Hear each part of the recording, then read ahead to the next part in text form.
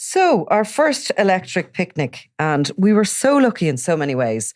Firstly, because we were on at 5:20 in Minefield in the Ahir tent.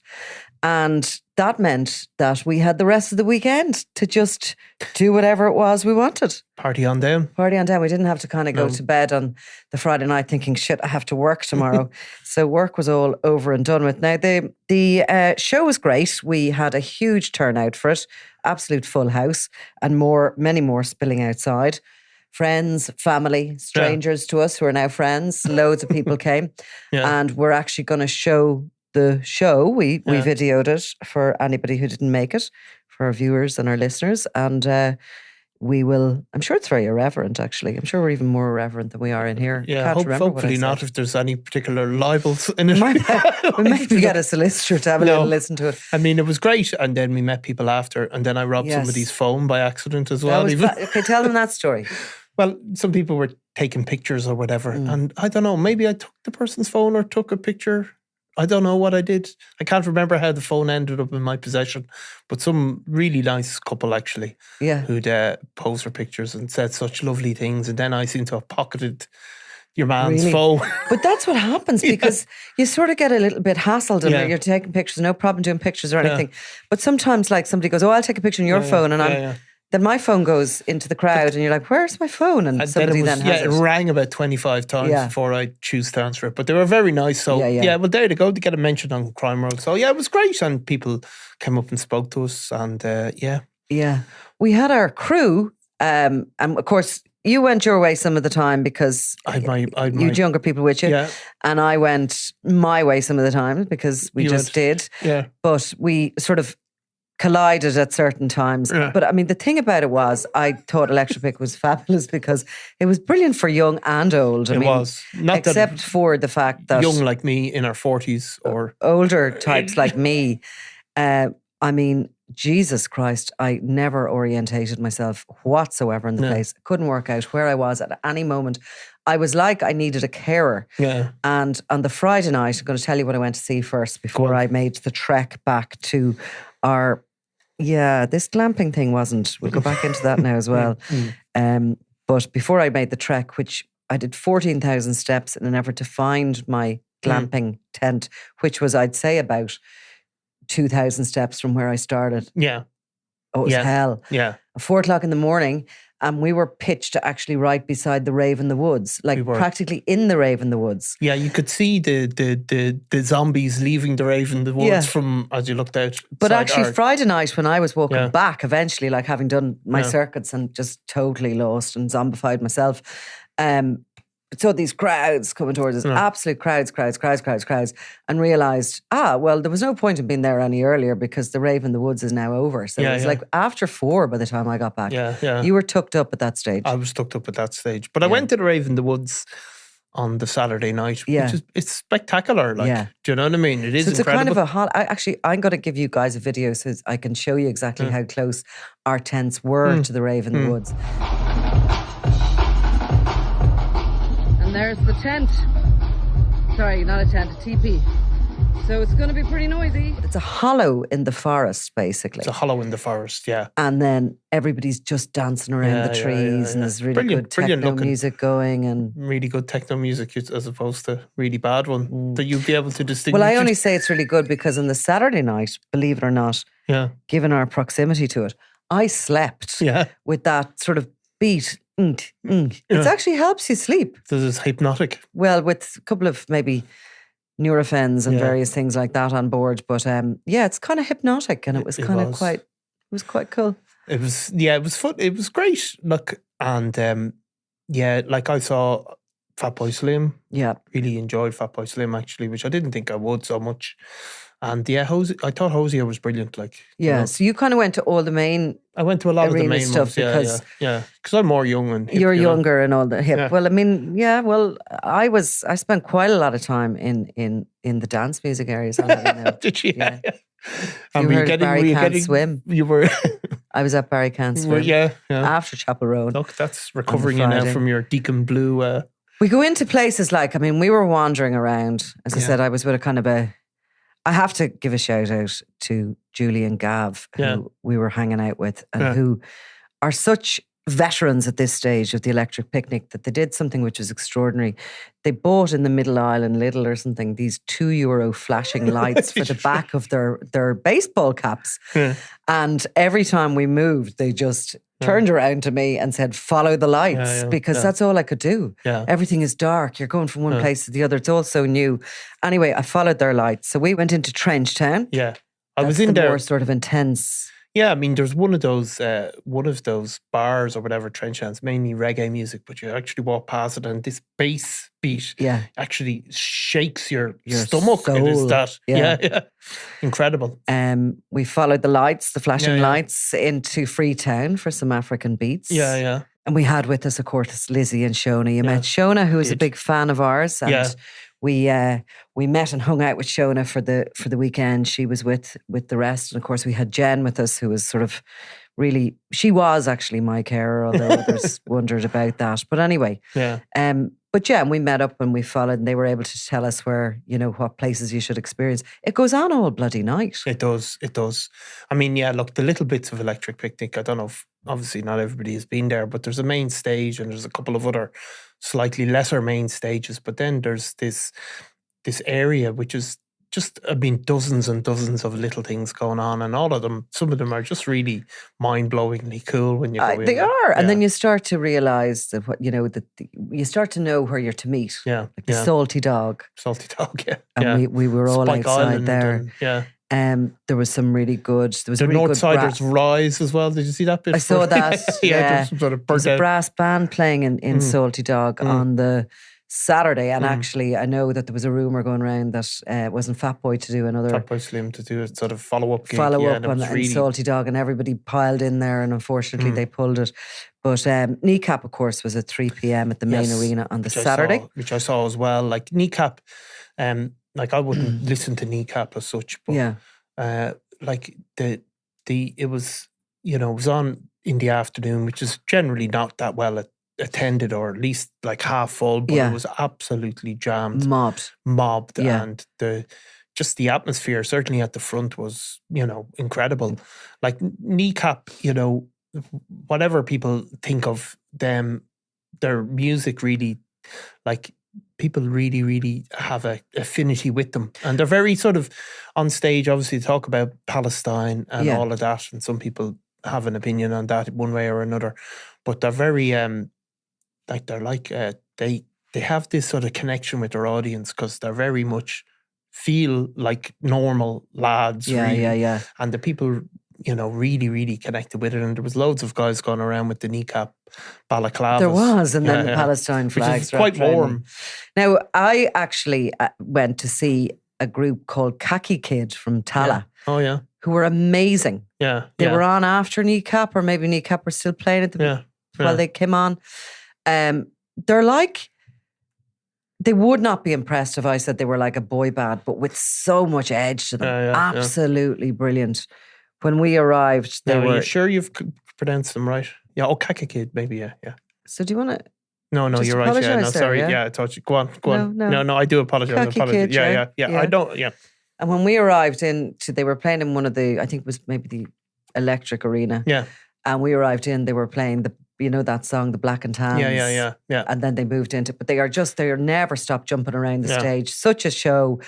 That's what I like, I have to say, having been to Oasis and all the rest of it recently.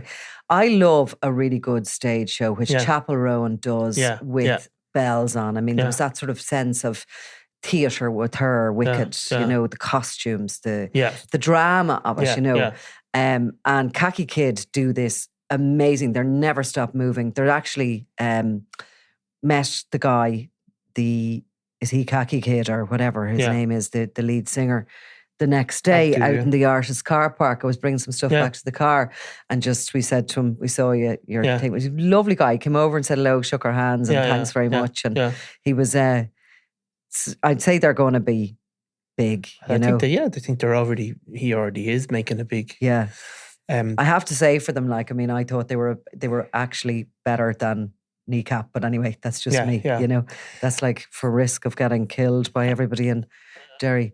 And so did you take a lot of get a lot of selfies taken? I got a huge amount of selfies taken, and everybody was really nice. Yeah.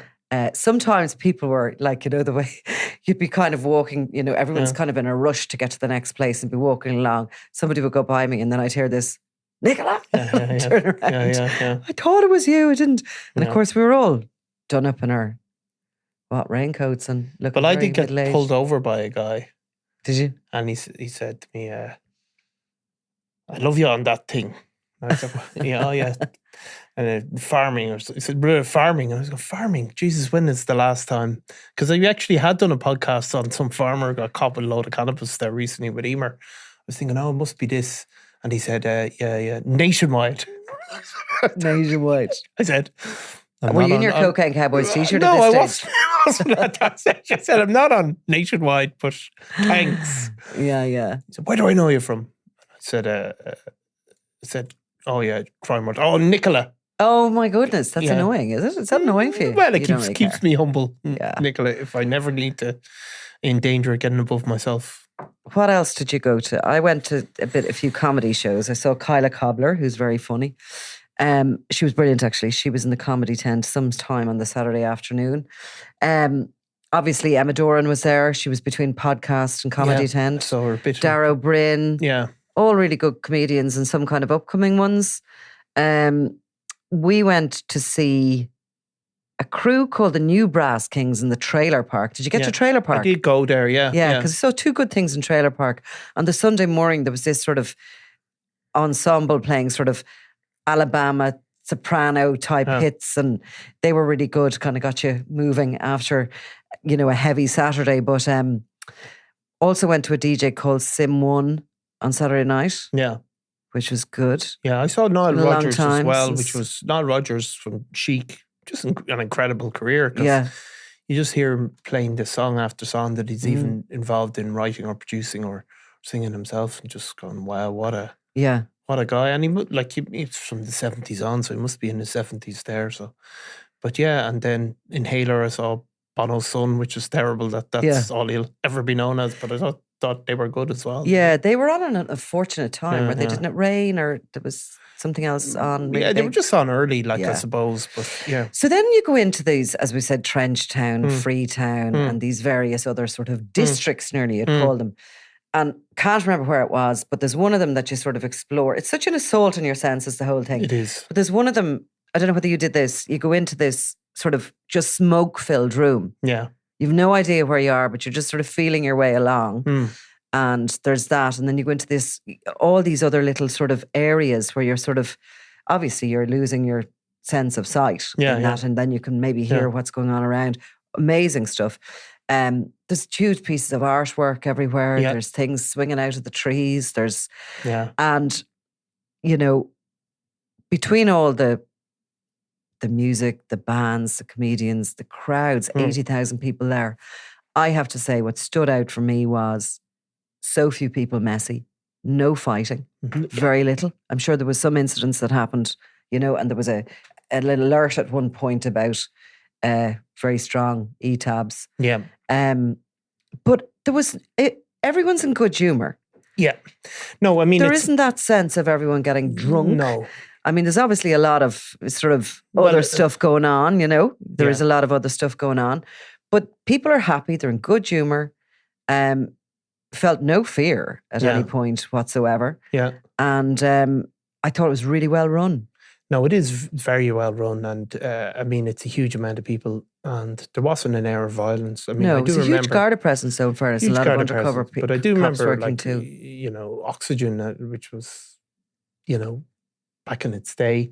I mean, there was a sense of, I was there once, and it was a sense of like the apocalypse. It was that feel to it, you know what I mean? But if civil obedience breaks down, there's no controlling it in a place like that. No, but it wasn't like that. And I'd say it's a different ballgame now if it rains really, really heavily. But it was great. We were lucky. So I finished up on Sunday. I think you did too, even though I would have loved to stay. I just didn't have the We're just youth on my side, I think we'll call it. We're just too old. Just needed to go home. But before I did, I did the trailer park, had some Greek food for breakfast, which was yummy. Yeah. And I went to a coffee and wine talk where Gavin Watchorn and Julie Murray were talking about their marriage, really, of coffee and wine. Yeah. Julie works for Bewley's and Gavin for O'Brien's, and they were talking about, your palate and, of course, then, the change of the palate if you take a coffee and then go back to your wine. It's quite interesting. And that's the kind of other stuff that's on there. That's the food area. There's all these sort of foodies and interesting stuff for everybody, really. And I did also dip into in the Minefield Arena, Miriam O'Callaghan's presenting the newspapers. Did that go out live on radio, or is that my imagination? I don't know, to be honest. Yeah. But it may well have done. It was kind of the right time, I think. Yeah. What it says in the papers. And there was a collection of people with her. Emma Doran was there actually as well. She was busy, Emma, for the weekend. Didn't catch up with her. But they were talking about, the news of the week. And in particular, they were talking about the news that Claire Byrne has gone to News Talk. Yeah. And David McCullough is taking her place. And they were talking about RTE and how interesting it was that was such big news in the country. Yeah. Because that broke when we were there and we were all talking about it ourselves. Yeah. No, look, it was a great experience, and we spoke about cocaine and drugs at that, but you do see the positives of sort of youth culture, because it's easy to say,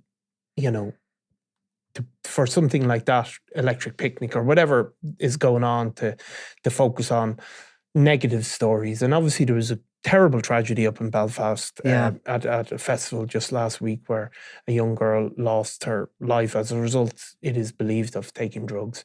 But, there is, youth culture and all that, there you do see the positive sides to it then as well. It isn't, we aren't collapsing into a Mad Max hellscape either, despite the presence and the dangers posed by drug use. No, not at all. And, certainly people were there having fun. They were using whatever they were using. Yeah. But there was no sense of the end of the Mad Max alcohol or a drunken brawl breaking out or anything like that, No.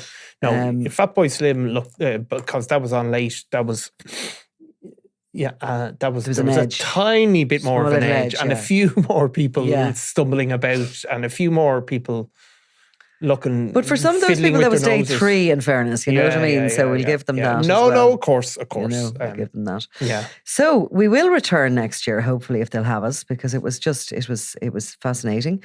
Being a first-time Electric Picnic survivor, I was well looked after and in great company.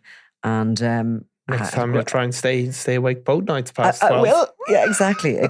God, if it had been 20 years ago, I can tell you, I'd have been Thursday to Monday. Because I put up a post saying I'm the oldest and soberest person at the rave in the woods, and I got a message from somebody that he used to know many years ago saying, "Was it always like that?" Right. Well, good for you. Okay, so we're gonna put up later on today the show we did live at EP. Thanks, Nicola. I'm Nicola Tallant, and you're watching Crime World, a podcast about criminals, drugs and the underworld in Ireland and across the globe. Make sure you subscribe to our channel and turn on notifications so you can be the first to watch all our latest episodes. You can also listen wherever you get your podcasts.